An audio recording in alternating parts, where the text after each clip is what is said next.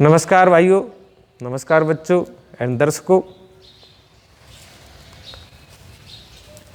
Rajasthan board में chemistry subject में, जो कि अब एनसीईआरटी बोर्ड हो गया है, सभी जगह का एक जैसा हो गया है, तो कोई भी हमारी वीडियो को खोल के और केमिस्ट्री के बारे में समझ सकते हैं।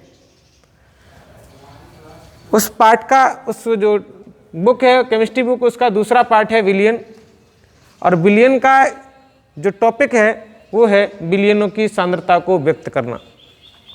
इसे पिछले वाले वीडियो में हमने बताया था कि विलियन की सांद्रता क्या होती है। इसमें भी हम आप उसकी चर्चा कर दे रहे हैं, क्योंकि जो भी हमारा वीडियो ये देखेंगे उन्हें पता लगेगा कि सांद्रता होती क्या है। इसका मतलब है कि विलियन जो है, चाहे ठोस हो, चाहे द्रव हो, चाहे गैस हो, उस विलियन की निश्चित मात्रा में घटक जो घुले होते हैं वो कितनी मात्रा में घोले गए हैं, उनकी मात्रा को ज्ञात करना क्या होती है, सांद्रता कहलाती है। आइए हम लेते हैं इसमें सांद्रता व्यक्त करने की विधियों में सबसे नंबर एक विधि है द्रव्यमान प्रतिशतता, यानी small w upon capital W percentage. इसकी जो डेफिनेशन है वो क्या है, 100 ग्राम बिलियन में, यानी बिलियन का जो हमने कंसंटेंसी ली है, मात्रा ली है, वो ग्राम में ली है। 100 ग्राम बिलियन में उपस्थित विलेय की मात्रा, बिलियन की सांद्रता द्रव्यमान प्रतिशतता कहलाती है। यानी 100 ग्राम बिलियन में विलेय कितना घोला गया है वो हमारी द्रव्यमान प्रतिशतता कहलाई। कहने का मतलब है, सवाल है, इसका फॉर्मूला है W अपॉन W परसेंटेज बराबर विलेय पदार्थ की मात्रा ग्राम में। विलेय पदार्थ की मात्रा किसमें है, ग्राम में। हमने उसमें विलेय पदार्थ घोला। एग्जाम्पल के लिए हमने क्या ले ली, पानी और चीनी। क्या ले लिया हमने यहाँ पर, पानी प्लस चीनी। जब पानी में चीनी मिलाएंगे तो हमारा बिलियन बन जाएगा, और उस बिलियन का नाम क्या होगा, शरबत। विलियन का नाम क्या है, शरबत। अब हम क्या करेंगे, शरबत की बारे की बात करेंगे, क्योंकि हमें समझना था। अब इसमें क्या होगा कि जो 100 ग्राम बिलियन है, 100 ग्राम शरबत है, उस 100 ग्राम शरबत में चीनी कितनी मिलाई गई है, 100 ग्राम शरबत में चीनी कितनी मिलाई गई है, तो वो हम यहाँ कर देंगे। तो हमने क्या लिख दिया, विलेय पदार्थ की मात्रा ग्राम में बट्टे बिलियन की मात्रा ग्राम में।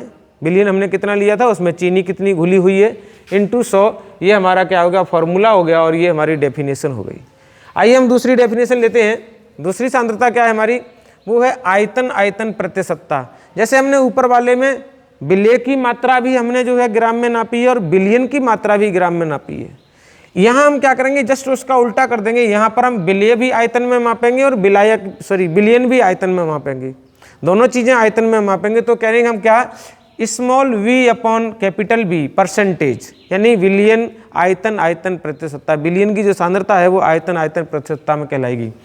100 मिलीलीटर बिलियन में, अब ऊपर का लेते ग्राम, यहाँ हमने लिए बिलियन मिलीलीटर, तो 100 मिलीलीटर बिलियन में उपस्थित विलेय का आयतन मिलीलीटर में, विलेय का जो आयतन है वो मिलीलीटर में, बिलियन की सांद्रता आयतन प्रतिशतता कहलाती है। फॉर्मूला जो है वो ऊपर वाले से ही रिलेटेड है, फॉर्मूला जो है वो ऊपर वाले से रिलेटेड है। आपको करना क्या है, V upon B percentage is equal to विलेय का आयतन मिलीलीटर में बट्टे बिलियन का आयतन मिलीलीटर में इंटू 100। बस क्या है, हमें कंसंटेंसी उसकी चेंज करनी है, वो ग्राम में ली है या हमने मिलीलीटर में ले लिया।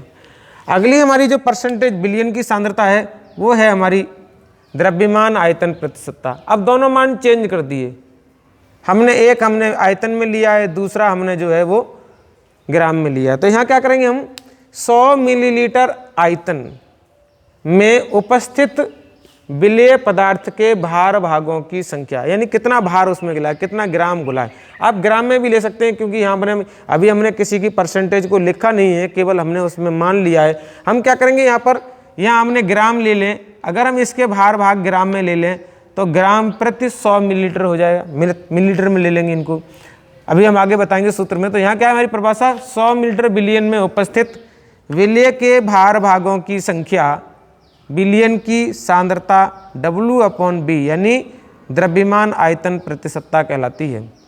द्रव्यमान आयतन प्रतिशतता कहलाती है। तो यहाँ क्या हो गया, W/B परसेंटेज इक्वल टू विलेय के भार भागों की संख्या। अब भार भागों की संख्या का मतलब अगर हम ग्राम में ले लेंगे यहाँ तो ग्राम प्रति मिलीलीटर हो जाएगी। अगर हम यहाँ किलोग्राम लेते हैं तो किलोग्राम प्रति मिलीलीटर हो जाएगी। अगर हम यहाँ ग्राम लेते हैं, यहाँ लीटर लेते हैं तो ग्राम प्रति लीटर सांद्रता हो जाएगी। तो ये सांद्रता को ज्ञात करने का हमारा सूत्र है जो W/% में लिया जाता है।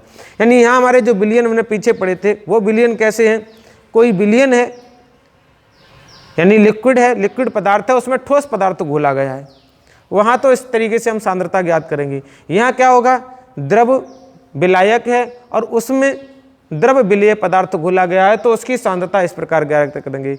यहाँ ठोस ही विलायक है और ठोस ही विलेय है तो सांद्रता इस तरीके से ज्ञात करेंगे।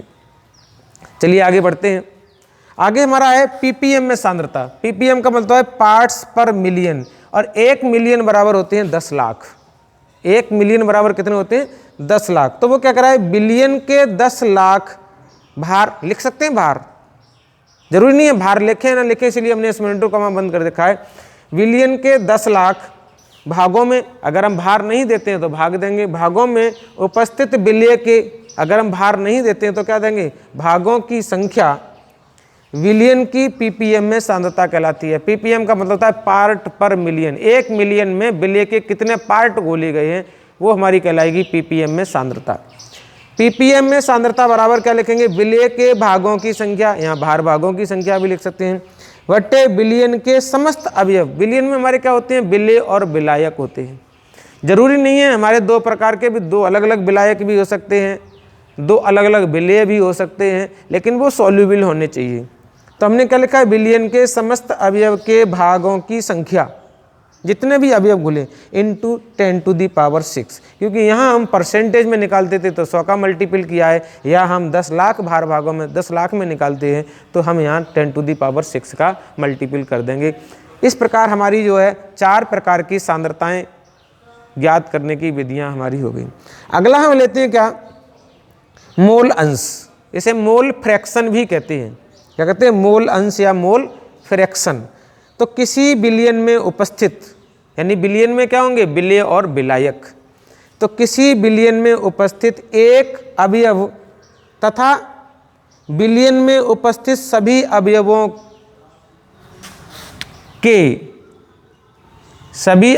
के मोलों का योग का अनुपात, यानी एक अवयव के मोल बट्टे बिलियन के समस्त अवयवों के मोलों के योग का अनुपात अवयव का मोल अंश कहलाएगा। यानी हमारे पास क्या है, अगर हमने विलेय और विलायक लिया है तो बिलियन बन गया, तो क्या होगा, विलेय के मोल बट्टे बिलियन प्लस विलेय प्लस विलायक के मोलों का योग और उसका अनुपात क्या कहलाएगा हमारा। अभी हमने सूत्र बनाया, इसका आगे देखेंगे, डिस्कस करेंगे इसमें आगे, तो हमारे क्या कहलाएंगे, मोल अंश कहलाएंगे। यहाँ देखिए हमने लिखा है अवयव का मोल अंश x1, यानी किसी अवयव को कोई एक घटक मान लिया हमने बिलियन का, तो एक घटक बिलियन के एक घटक का हम क्या निकालेंगे, मोल अंश निकालेंगे। तो क्या हो गया, अवयव का मोल अंश x1 बराबर उसी अवयव के, यानी एक अवयव के मोल n1 अपॉन बिलियन के समस्त अवयवों के योग,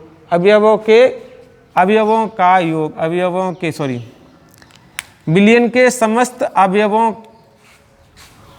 के मोलों का, यहाँ क्या लिख दिया हमने, मोलों का योग। तो वो समस्त अवयव कितने होते हैं हमारे, हम लिखा 1 2 3 4, बहुत सारे अवयव हो सकते हैं, ये हमारी कोई गिनती नहीं है हमने कितने मिलाए। तो n + n to n, यानी n पे n कर दिया, अनंत तक लिखा दिए, बहुत सारे अवयव हमने मान लिए। तो अब क्या है, हमने लिखा XA, अवयव हमारा कौन सा, A, तो हमने क्या लिखा, NA upon NA + NB। NA जो अवयव है उनकी संख्या को मान लिया स्मॉल n, और जो NA + NB है उनके समस्त अवयवों के योग जो है वो हमने कैपिटल मान लिया। तो हमारा ये किसके बराबर हो गया, ये बराबर हो गया हमारा XA बराबर, ये किसके बराबर हो गया हमारा, XA बराबर हो गया N1 अपॉन कैपिटल N। अब कैपिटल N किसके बराबर है, कैपिटल N बराबर है NA + NB के बराबर है।